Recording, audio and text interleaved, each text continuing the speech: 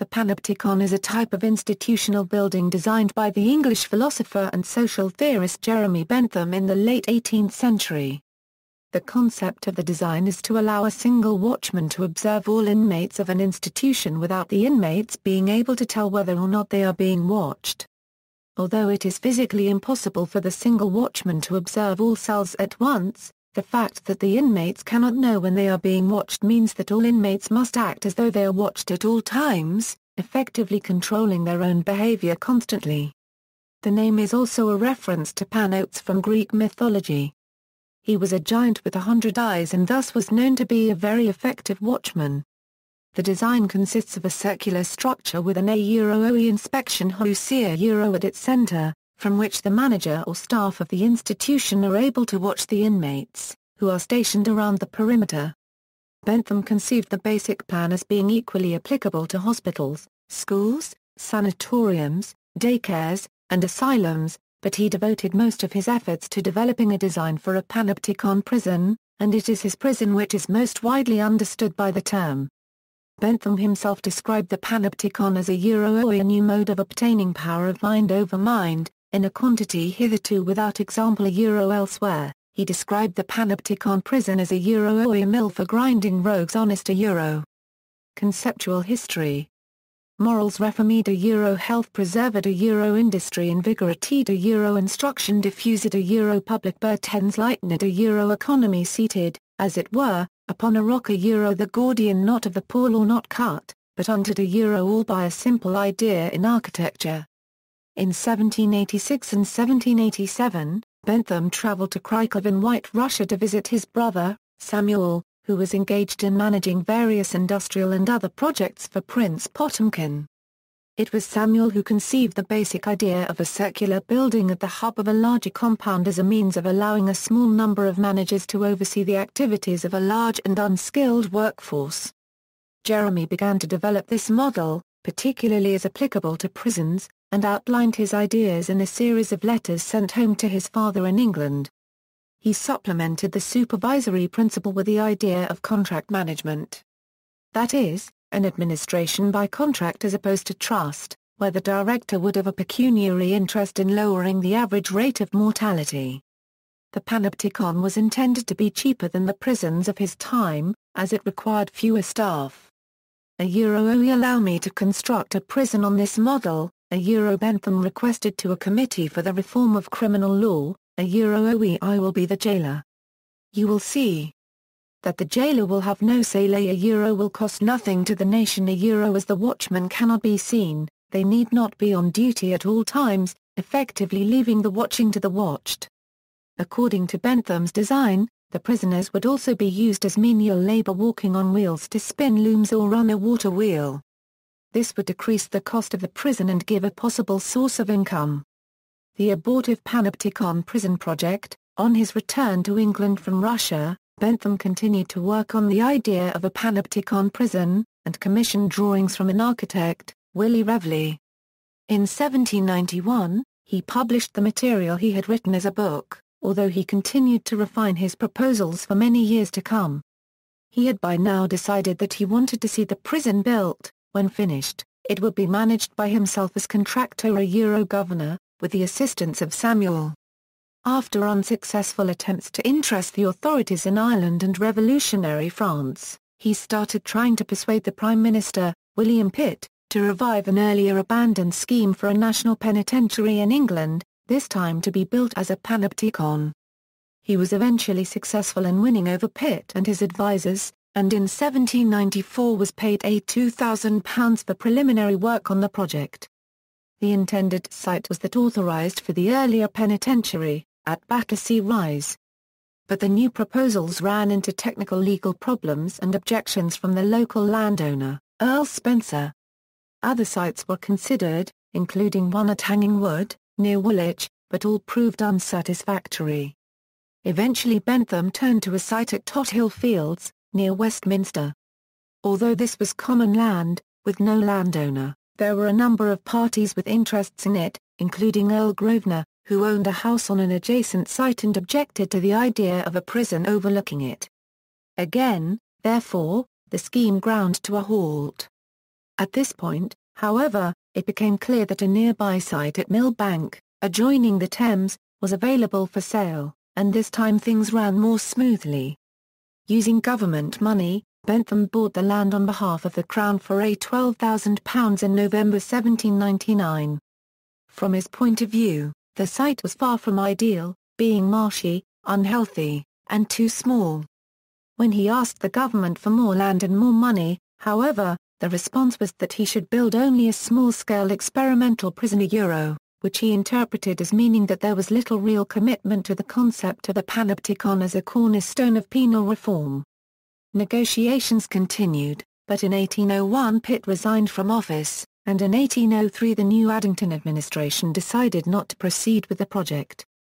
Bentham was devastated. "Oh, they have murdered my best days." Nevertheless, a few years later the government revived the idea of a national penitentiary, and in 1811 and 1812 returned specifically to the idea of a panopticon.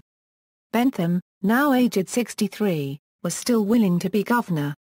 However, as it became clear that there was still no real commitment to the proposal, he abandoned hope, and instead turned his attentions to extracting financial compensation for his years of fruitless effort.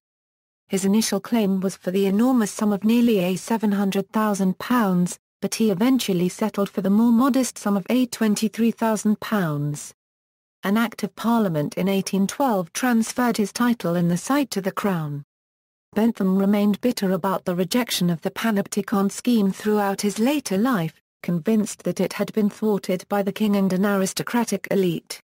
It was largely because of his sense of injustice that he developed his ideas of a sinister interest, that is, of the vested interests of the powerful conspiring against a wider public interest, which underpinned many of his broader arguments for reform.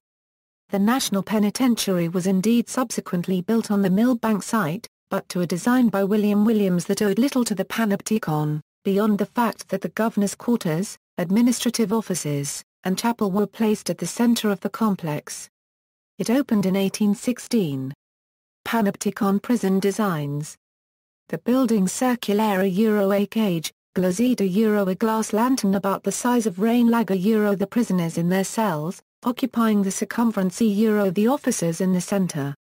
By blinds and other contrivances, the inspectors concealed from the observation of the prisoners, hence the sentiment of a sort of omnipresence the whole circuit reviewable with little, or if necessary without any, change of place.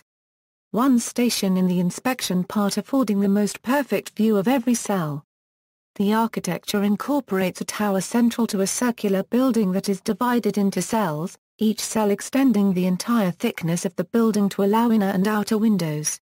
The occupants of the cells are thus backlit, isolated from one another by walls, and subject to scrutiny both collectively and individually by an observer in the tower who remains unseen.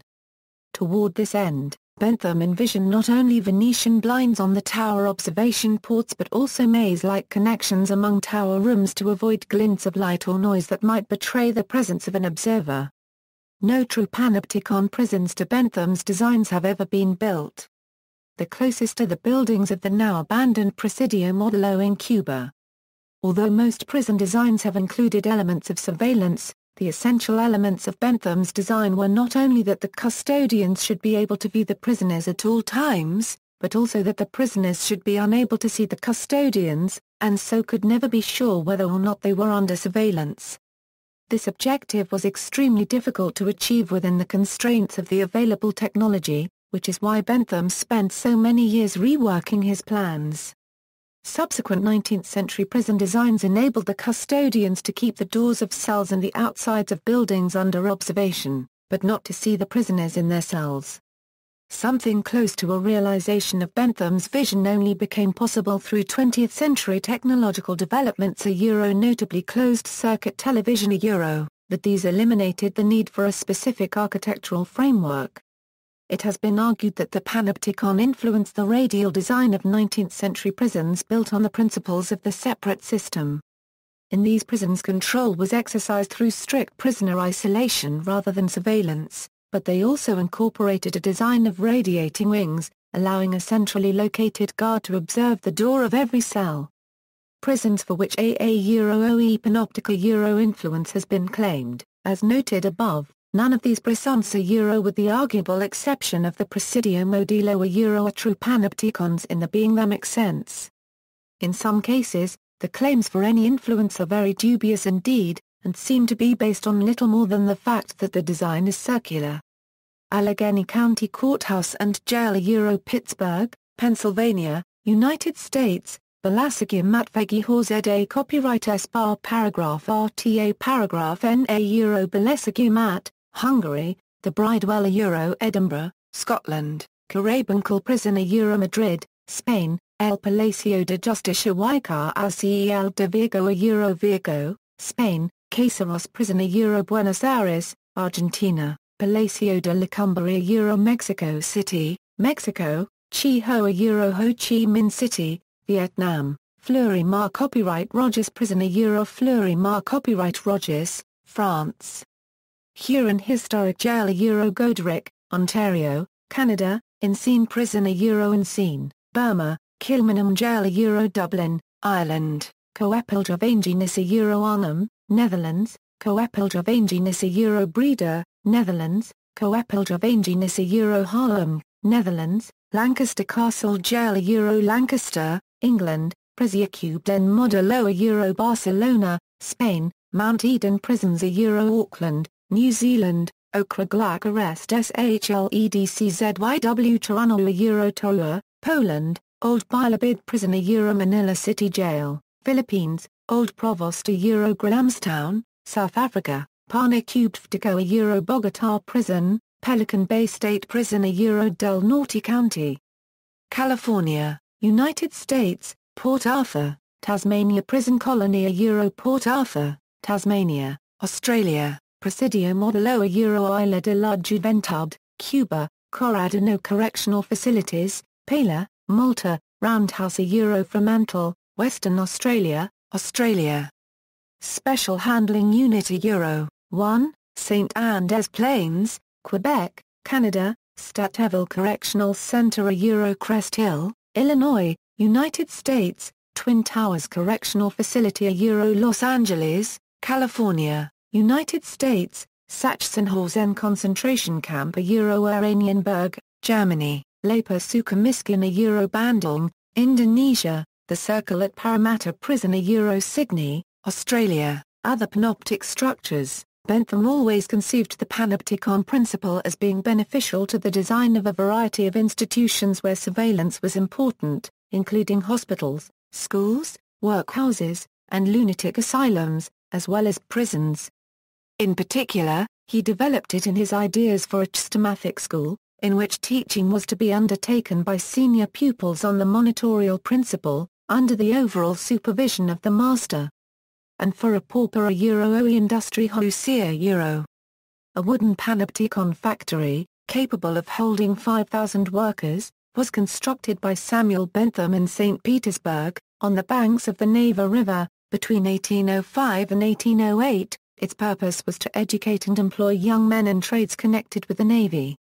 It burned down in 1818. The Round Mill in Belper, Derbyshire, England, is supposed to have been built on the Panopticon principle with a central overseer.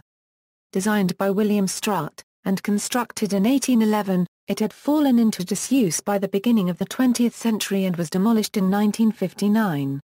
The Worcester State Hospital, constructed in the late 19th century, extensively employed panoptic structures to allow more efficient observation of the wards. It was considered a model facility at the time. The Panopticon has been suggested as an open hospital architecture. Hospitals required knowledge of contacts, contagions, proximity and crowding. At the same time to divide space and keep it open, assuring a surveillance which is both global and individualizing. Criticism and the Panopticon as metaphor. Despite the fact that no Panopticon was built during Bentham's lifetime, his concept has prompted considerable discussion and debate. Whereas Bentham himself regarded the Panopticon as a rational and enlightened, and therefore just, solution to societal problems, his ideas have been repeatedly criticized by others for their reductive, mechanistic and inhumane approach to human lives. Thus, In 1841, Augustus Pugin published the second edition of his work, Contrasts, in which one plate showed a modern poorhouse, a bleak and comfortless structure in which the pauper is separated from his family, subjected to a harsh discipline, fed on a minimal diet, and consigned after death to medical dissection, contrasted with an ancient poorhouse, an architecturally inspiring religious institution in which the pauper is treated throughout with humanity and dignity. In 1965, American historian Gertrude Himmelfarb published an essay, The Haunted House of Jeremy Bentham, in which she depicted Bentham's mechanism of surveillance as a tool of oppression and social control. Parallel arguments were put forward by French psychoanalyst Jacques-Alain Miller in an essay entitled Le despotisme de l'outil, la machine panoptique de Jeremy Bentham, written in 1973 and published in 1975. Most influentially, the idea of the Panopticon was invoked by Michel Foucault, in his Discipline and Punish, as a metaphor for modern disciplinary societies and their pervasive inclination to observe and normalize. On the whole, therefore, one can speak of the formation of a disciplinary society in this movement that stretches from the enclosed disciplines, a sort of social quarantine, to an indefinitely generalizable mechanism of panopticism. The Panopticon is an ideal architectural figure of modern disciplinary power. The Panopticon creates a consciousness of permanent visibility as a form of power, where no bars, chains, and heavy locks are necessary for domination anymore. Foucault proposes that not only prisons but all hierarchical structures like the army, schools, hospitals and factories have evolved through history to resemble Bentham's Panopticon. The notoriety of the design today stems from Foucault's famous analysis of it. Building on Foucault, contemporary social critics often assert that technology has allowed for the deployment of panoptic structures invisibly throughout society. Surveillance by CCTV cameras in public spaces is an example of a technology that brings the gaze of a superior into the daily lives of the populace. Furthermore, a number of cities in the United Kingdom, including Middlesbrough, Bristol, Brighton and London, have added loudspeakers to a number of their existing CCTV cameras. They can transmit the voice of a camera supervisor to issue audible messages to the public. Similarly, critical analyses of Internet practice have suggested that the Internet allows for a panoptic form of observation.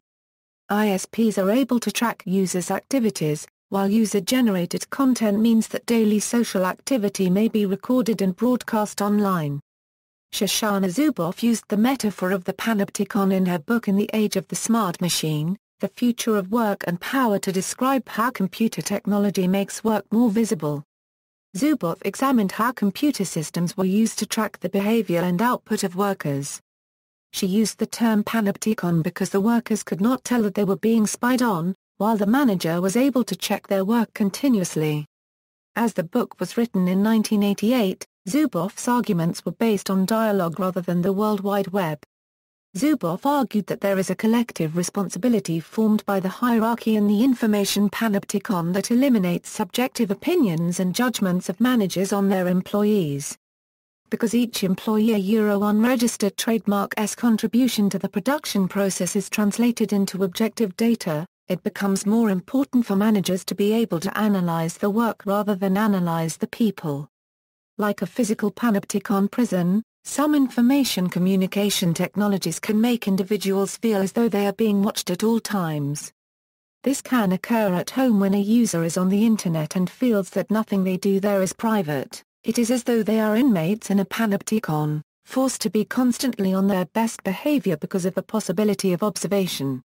In 1991, Mohammed Kozar used the metaphor in the title of his book OE The Critical Panopticon, Essays in the Theatre and Contemporary Aesthetics Derek Jensen and George Draffan's 2004 book Welcome to the Machine, Science, Surveillance, and the Culture of Control seeks to demonstrate how our society, by techniques like the use of biometric passports to identity chips in consumer goods, from nanoparticle weapons to body-enhancing and mind-altering drugs for soldiers, is being pushed towards a panopticon-like state. The panopticon has also become a symbol of the extreme measures that some companies take in the name of efficiency as well as to guard against employee theft, documented in a 2009 paper by Max Haven and Scott Stoneman entitled, Walmart, The Panopticon of Time, and the 2014 book by Simon Head, Mindless: Why Smarter Machines Are Making Dumber Humans, that describes conditions at an Amazon.com depot in Augsburg, Germany. Both argue that catering at all times to the desires of the customer can lead to increasingly oppressive corporate environments and quotas in which many warehouse workers can no longer keep up with demands of management. Literature and the arts. In Gabriel Garcia Marquez's novella, Chronicle of a Death Foretold, the Vicario brothers spend 3 years in the Panopticon of Rioja awaiting trial for the murder of Santiago Nasser. Angela Carter includes a critique of the Panopticon prison system during the Siberian segment of her novel Nights at the Circus. Charles Stross's novel Glasshouse features a technology-enabled Panopticon as the novel's primary location. Jenny Fagan's novel The Panopticon is set in a dystopian care home for chronic young offenders, inspired by Bentham's Panopticon. In the British science fiction series Doctor Who, an assembly hall in the citadel of the Time Lords who observe the whole universe without anyone in the universe knowing is called the OE Panopticon in DC Comics JLA, Earth 2, the crime syndicate of America operates from a lunar base known as the Panopticon, from which they routinely observe everyone and everything on the antimatter Earth. In Battlefield 4, one of the single-player missions and multiplayer maps features a prison constructed in the Panopticon style. In Batman: Arkham Origins, Blackgate Prison has a Panopticon within the facility. And Batman refers to himself, in a sense, as a metaphorical Panopticon to criminals and corrupt cops. Although not directly named, the telescreens which are omnipresent in Orwell's 1984, of which if there was of course no way of knowing whether you were being watched at any given moment. You had to live in the assumption that every sound you made was overheard, and, except in darkness, every movement scrutinized based on the founding principle of the Panopticon. The third location visited in Konami's 2004 video game Silent Hill 4, the room is a cylindrical prison modeled on the Panopticon, used by a cult to imprison and observe orphan children in cells arranged around a central guardhouse. John 12 Hawke's novel The Traveller uses the Panopticon as the model for a universal surveillance system. All you need is a virtual Panopticon that monitors your population. You aren't required to literally watch them all the time, but the masses have to accept that possibility and the inevitability of punishment. You need the structure, the system, the implicit threat that becomes a fact of life. In the video game Freedom Wars, what remains of humanity in a post-apocalyptic future lives in underground cities called Panopticons, which are surveilled to a totalitarian degree. In another video game, Deus Ex, the Panopticon concept is alluded to in one of 4 possible endings. Should the player decide to merge with the Helios AI, in turn merging with all nanotechnology and obtaining godlike status, they will need to begin the amalgamation procedure by accessing a computer console. The password Helios gives the player to access this account is Panopticon. E. Lockhart's novel The Disreputable History of Frankie Landau Banks uses the Panopticon as a major theme. The titular character learns about Panopticons in one of her classes and uses the idea to represent the security at her own school. In the TCG Magic: The Gathering, on the plane of Merodin, there is a tower in the core of the world called Panopticon where the being monarch can observe almost any place on the plane at any given time through the eyes of roving machines called My. The 2004 album Panopticon by post-metal band Assis is titled after the concept, and the album's lyrics explore many implications of Bentham's ideas. The second song on the Smashing Pumpkins album Oceania is called Panopticon. The first episode of the 4th season of Person of Interest is called Panopticon, referencing the ubiquitous surveillance in place. The 2014 film Guardians of the Galaxy features a prison modeled after the Panopticon. See also, Panopticism, Total Institution, Mass Surveillance, Prism, Cisviolence, Omniscience, Right to Privacy. References. Bibliography: Bentham, Jeremy. Boer 3/4 Ovia, Moran, ed. The Panopticon Writings. London, Verso. ISBN A1859849588-Exa, Evans, Robin. The Fabrication of Virtue, English Prison Architecture, 1750 Euro 1840. Cambridge, Cambridge University Press PPA 193 Euro 235. ISBN A0521239559. Foucault, Michel. Discipline and Punish, The Birth of the Prison. New York, Vintage Books. ISBN A0679752552. Semple, Janet. Bentham's Prison, A Study of the Panopticon Penitentiary. Oxford, Clarendon Press. ISBN A0198273878. External links, Panopticon a Euro by Jeremy Bentham, Panopticon. Or, The Inspection House, on Internet Archive, special issue on the Panopticon a Euro Surveillance and Society, Control and Surveillance from Computers in Society a Euro online course, 2, John Bowring, The Works of Jeremy Bentham, Volume 4. This is the volume that contains Bentham's writings on the Panopticon. Simon Werrett a Euro OE The Panopticon in the Gardena Euro a Euro essay on the Russian origins of the Panopticon, Cassio, Jammery The Rise of the Participatory Panopticon.